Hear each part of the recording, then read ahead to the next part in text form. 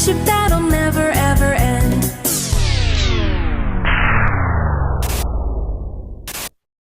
Run!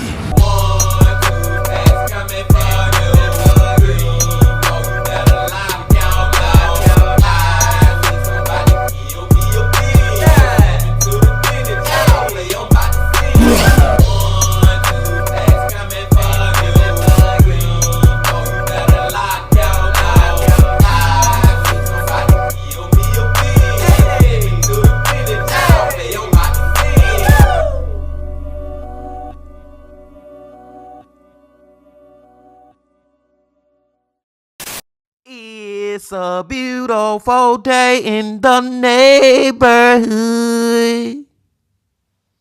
Reaction Beanie Yo 720. Tighten that neighborhood, my brothers and sisters. Another Sunday, another time. To go back to the man, to go back to the MILF, to go back to the legend, MrBallen. Back to MrBallen Bean Team. And the title of the video is, did these chance encounters affect your timeline too? That sounds very interesting, y'all. And I feel like in a way, it's a lot of things out there that we don't even know about that be affecting our timeline too. You know what I'm saying? And I think that's all the stories that MrBallen about to give us. And I'm ready to get into it. But before we get into it, Bean Team, y'all know what y'all got to do. Get whatever you may need. Get what you need, please. Another MrBallen Sunday. Y'all got what y'all need. Y'all ready to go? Then let's go. Hey guys, before we begin, I want to let you know that later in this video, I'm going to be making a major announcement. So you want to stick around for that. I'll give you a hint. New content. Pretty good, okay? As for today's videos, we're actually going to try something new. I'm going to tell you 3 stories about real people who had something totally unexpected and insane happen to them, think like stranger than fiction, that type of thing, that not only changed their lives, but also changed the lives of millions of other people too. Now, these stories are kind of a slight departure from what is normal on this channel. We know that, so please let us know in the comments what you think about this series. If you enjoy it, we will do more of them. But before we get into those stories, if you're a fan of the strange, dark, and mysterious delivered in story format, then you've come to the right place because that's all we do, and we upload once a week. So if that's of interest to you, please sneak into the like button's house and replace all of their very expensive, nice knives in their butcher's block with plastic knives. Also, please subscribe to our channel and turn on all notifications so you don't miss any of our weekly uploads. Okay, let's get into today's stories.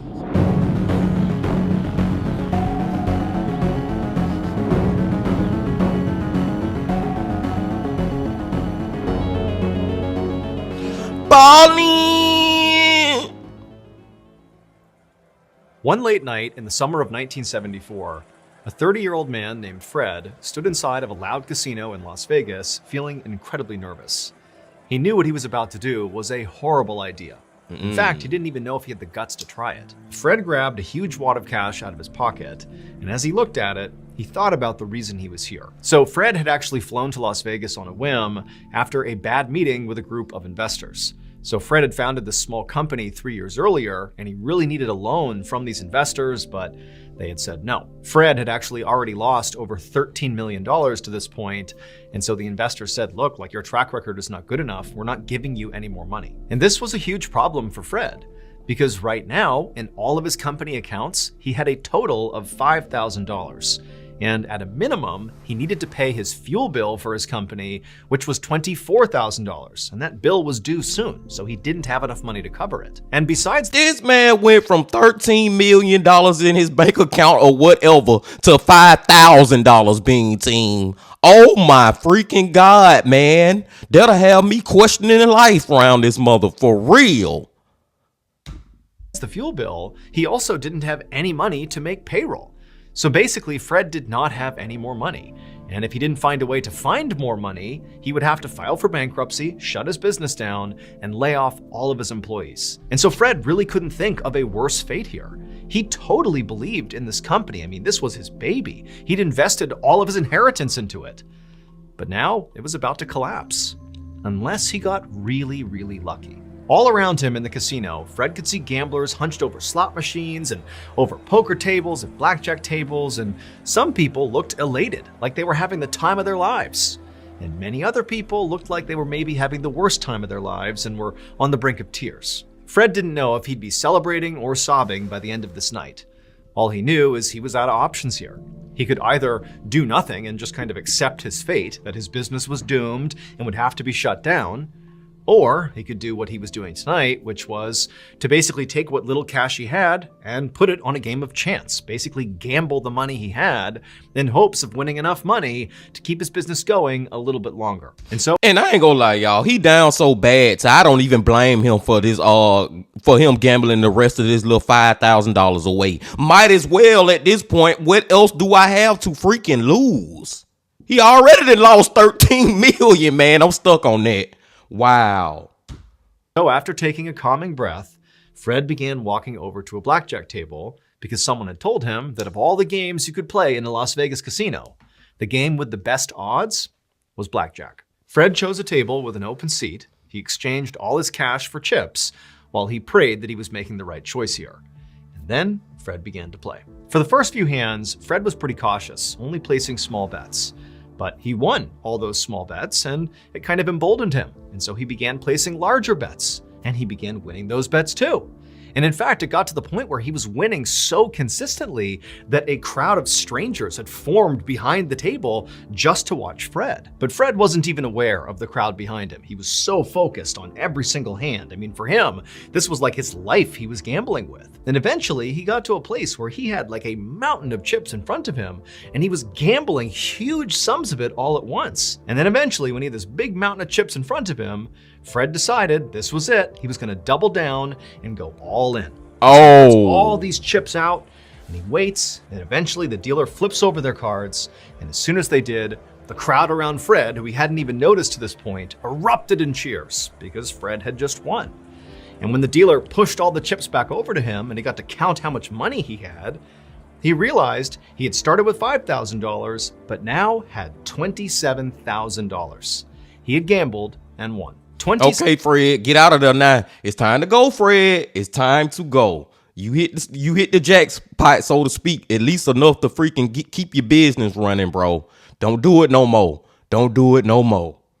$7,000 was just enough to pay that fuel bill and keep his company running a little bit longer. So basically exactly what Fred had hoped for had happened. And then during this extra time that Fred had basically won himself, he was able to secure $11 million in investor funding, which was enough money to finally scale up this small business into the behemoth that we know it as today. Fred went from being a guy betting his last chips at a casino to now being a multi-billionaire. Fred's full name is Fred Smith, and that little company that he scaled up on a gamble was FedEx. Wow. That's crazy, man. We would have never had FedEx if Fred would have fucking lost that goddamn black table bean team. His last $5,000 created fucking FedEx. That's crazy. That's why I'm cussing now. That's just how amazed that I am, being team. Let's go. I'm liking this video. I have a major MrBallen commercial, man. Oh yeah, Nexpo and MrBallen, they teaming up, y'all. Y'all put me on Nexpo. If you ain't watched my latest reaction to Nexpo, go check that out too. Let's take it back. Let's just start right here. Enjoy. Let's go.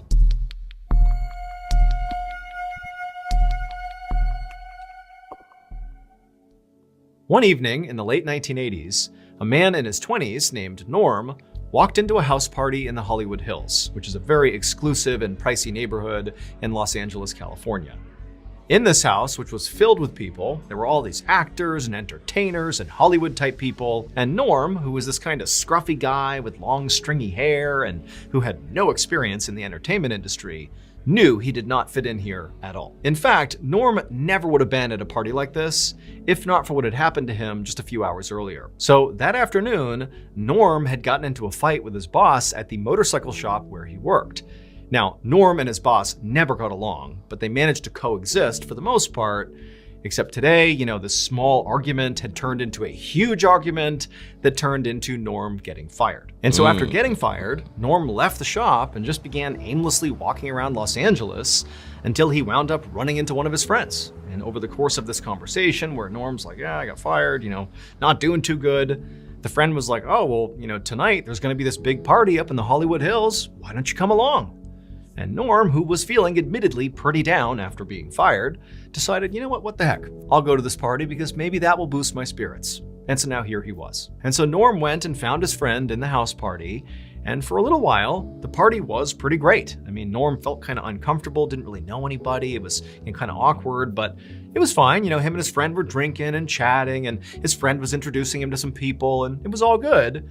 Except Norm just couldn't shake the anger he felt about getting fired. Not only at the fact that he was now unemployed, which was a huge problem, but he also just felt mad at his boss. Like, how dare his boss do this to him? And so to cope with this, Norm just began drinking really heavily, like way more than anybody else at this party.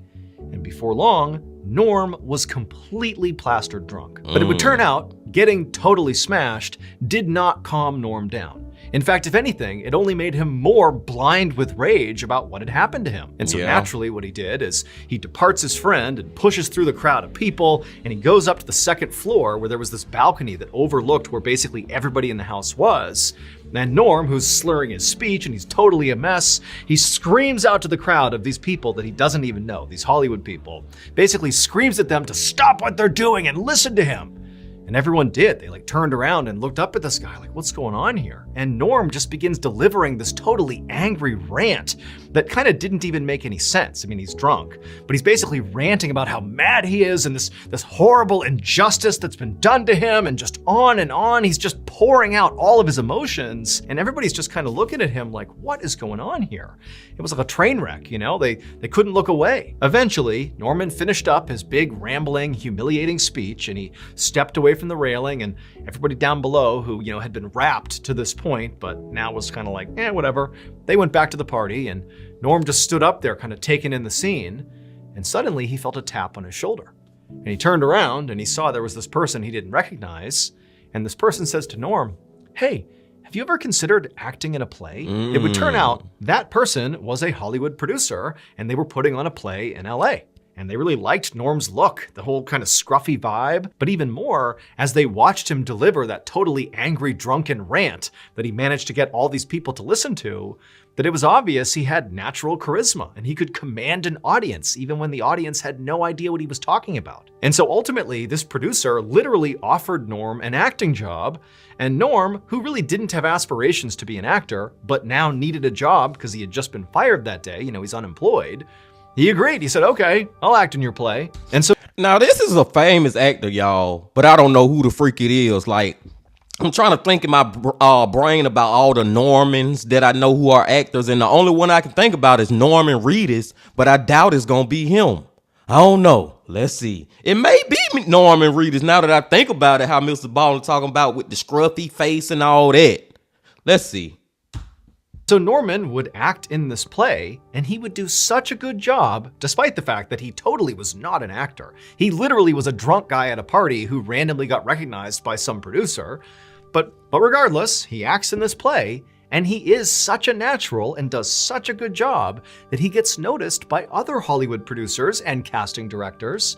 And before long, he lands his starring role in the mega hit TV show, The Walking Dead. Norm's full name is Norman Reedus. I called it, Bean Team. I freaking called it, man. I'm like, Norm. I'm like, the only one I know is Norman freaking Reedus from one of my favorite TV shows of all time, The Walking Dead. That's crazy.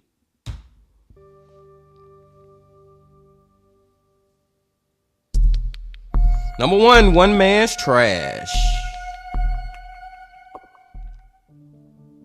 One evening in the late winter of 1973, a 23-year-old mother named Tabby put her 8-month-old son and 2-year-old daughter down for their naps inside of their double-wide trailer, which was parked in a small town in New England.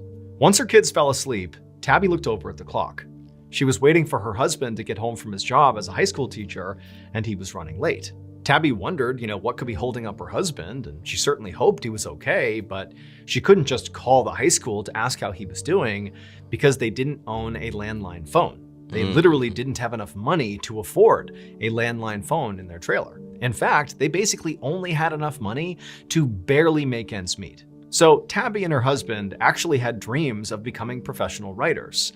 But they had found over the past few years that breaking into writing at this time in America was nearly impossible. They had gotten a few stories published here and there, but, for the most part, the only thing their writing had gotten them was a whole bunch of rejection. And so as a result of this, both of them had taken day jobs to basically supplement the income that was not being generated from writing. Tabby was home with the kids, and then in the evening would work some shifts at a Dunkin' Donuts. And then her husband, in addition to being a teacher, also worked at a laundromat. But even with their 3 jobs combined, they barely made any money. Now, Tabby still held on to hope that, maybe one day she could break in and be a professional writer and have that be her primary income. But her husband, who also, had the same dream, was over time becoming increasingly more pessimistic about his opportunity to, one day just be a writer. He sort of felt like this truly was impossible, that they'd struggle forever and he wouldn't become a writer. Tabby walked to the tiny laundry room in the back of their trailer to switch their clothes from the washer to the dryer. So this room, the laundry room, actually doubled as her husband's office. And as soon as she walked back there, she saw his desk was a total mess. All around his typewriter, which sat right in the middle of the table, were all these empty beer cans and food wrappers and rejection letters from various magazines and publications. And the trash can next to the table on the ground was overflowing with crumpled up pieces of paper. Feeling very annoyed by this mess, Tabby reached down to tie up the trash bag to take it outside. But as she went to do that, she happened to glance at one of these crumpled up pieces of paper in the trash, and she skimmed a couple of sentences that were written on it, that were typed on this paper. And as soon as she did, she stopped because there was something really interesting about this writing. Now, she knew her husband had written whatever was on this page, but generally speaking, her husband always shared with her anything he had written, and she would read everything. And there was something about this text that she knew she had not read it before. Like, this was different. Clearly he wrote it, but she had not seen this before, and so she was curious. So she pulled the paper out of the trash can and smoothed it off, and actually began reading what turned out to be this failed manuscript that her husband had thrown away, and she couldn't believe how good it was. And so it dawned on Tabby that clearly her husband had been working on this in secret, which made her wonder, like, one, why are you doing that? Why are you hiding this particular thing from me when you let me read everything else? And two, again, this is so good. Why is it crumpled up and in the trash? Just then, Tabby heard the front door of the trailer open and her husband come inside. And so Tabby just took the page she was reading and walked out of the laundry room, and she held it up to her husband and she was like, "What is this? Why haven't you shown me this?" And to Tabby's surprise, her husband, when he realized what she was holding, just looked totally embarrassed, like he wished she hadn't seen that. And she said to him, "No, like, this is so good. What's going on here?" And her husband would tell her, "Look, like, I started writing this thing, I didn't really know what it was going to become, but I quickly realized that I don't know enough about the subject matter, and, I'm just not talented enough to finish the story, and even if I was, like, this is too weird, it's too out there, no one would publish this." And so ultimately, he had just thrown it away and not told Tabby. And see, that's why, man, you always should just, ask other people for their opinion on stuff that you do. You know what I'm saying? Because you never know. You may think it is the worst thing that you ever created. You may think it's trash, and that's why it's in the trash. But somebody else, like his wife, Tabby, is like, "No, this is golden." You never know. And in fact, he went on to tell Tabby that in addition to this being a failed project, he really understood at this point in his career that he was a failed writer. And right now, what he really needed to do was give up writing altogether and just focus on making money for the family, something they desperately needed. Tabby could see her husband was completely serious. And so she just held up this piece of paper and she said, "No, This is the one. This is the one that's going to help you break through. I know it. And you know what? Even if you don't know the subject matter, I do. I can help you with that. And together, we can make this a full-length novel. You got to see it through. It's too good not to. And so, at Tabby's insistence, that's what her husband did. He would spend several months working with Tabby to finish this novel, and by the spring of 1974, it was done. And so, that same spring, they began shopping the manuscript around to different publishers, really having no idea how anybody was going to react. But they were both totally blown away when one of the major publishers they sent this thing to came back and said, not only will we absolutely print this book, but we'll also give you a $400,000 advance. Oh my which God. in today's money is $2.5 million. A massive, massive book deal by any standard. And so the young couple was totally thrilled. They took the book deal, the book got published, and with the money they got, they were able to move out of their double-wide trailer, and they were able to purchase a landline telephone. Boy, you talk about going from rags to freaking riches. Jesus, they went from not, can you imagine living without a phone? But that's just how poor they was in a little trailer to now having, in today's day and age, $2.5 million being team. From rags to riches. For real, for real. But that was only the beginning. Tabby's decision to pull that crumpled up piece of paper out of the trash can and force her husband to turn it into a novel would prove to be a good one, because her husband would go on to become arguably one of the most famous writers in the world. That story, that Tabby saved from the trash can, would go on to become the iconic horror novel Carrie. Tabby's husband was none other than Stephen King.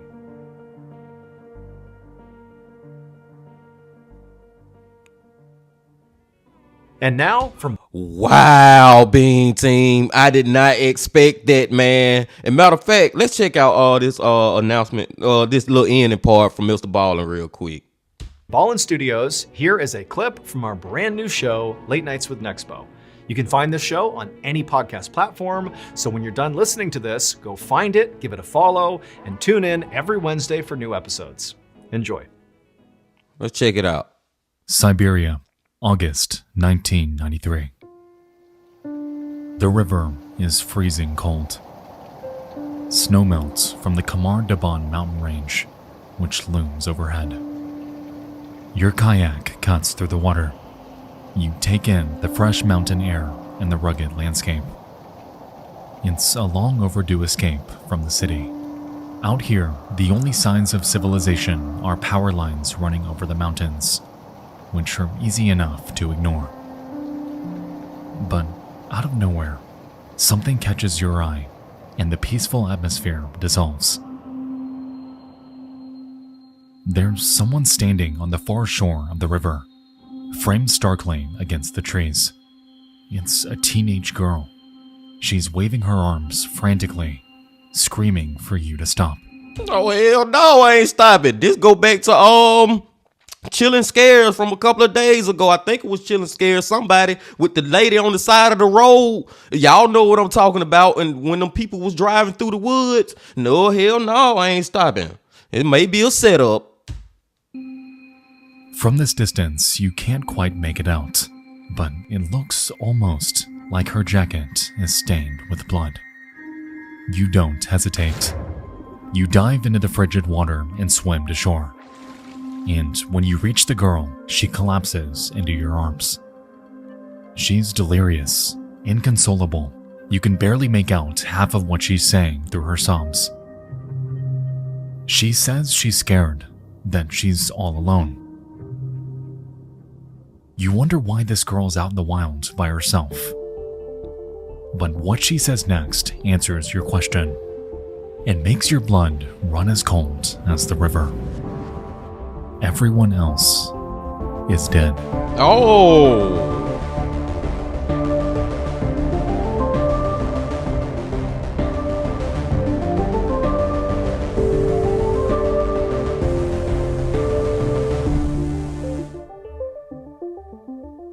Got a little Nexpo too, Bean Team. Got a little Nexpo, and it's crazy that him and MrBallen putting in work together now. But back to the stories from Mr.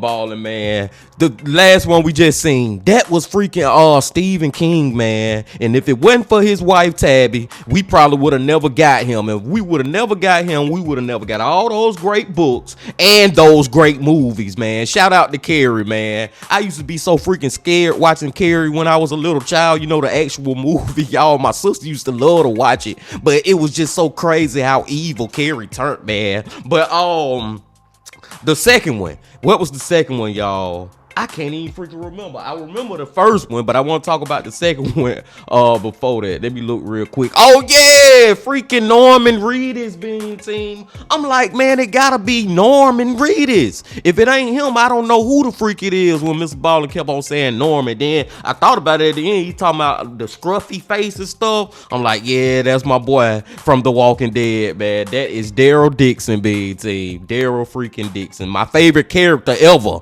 on The Walking Dead, by the way. In the first one, freaking Fred was on his last 5,000 BT, but if Fred would have threw that money away, if he would have lost at that blackjack table, we would have never got Federal X. And that is crazy because I this may sound like I may be lying or something, but I just honestly feel like me and all y'all out there listening at some point in time has used FedEx. You know what I'm saying? Has some type of dealings with FedEx. You know what I'm saying? Being team, like that's something that affects millions upon millions of lives every day. Freaking FedEx, y'all. This was crazy from Mr. Ballen. I like this series, man. I really would like to see some more of this, where he do the backstory of people's lives, and then you find out that it's a huge person that has done huge things in life, and you be like, whoa, that's crazy, that backstory it is. But I digress. I'm gonna go and let y'all go, man. I appreciate y'all coming on back as always. And before you leave, just please hit that like button, comment, subscribe, and do all that if you ain't did that yet. And remember this: love, peace, and happiness. Stay safe. Don't stop. Keep going. Yeah.